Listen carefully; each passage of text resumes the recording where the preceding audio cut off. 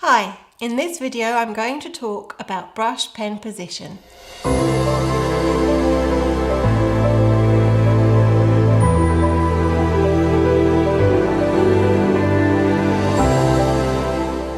Firstly, get yourself in position with your paper in front of you so you feel comfortable, and then make sure that the arm you write with has enough space that you can move freely.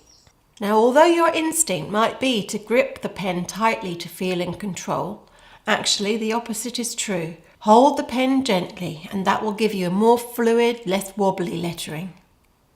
To make a nice thick stroke, tip your pen to the side slightly. The more of the brush that makes contact with the page, the thicker the mark that you will make. If you only push on the tip of your pen to get a thick stroke, you'll quickly wear your pen out. So this tilt prolongs its life too.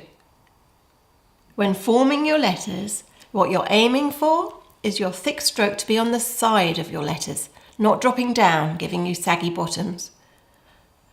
To make a lovely thin stroke, bring the pen to its tip and glide as gently as you can over the page using hardly any pressure.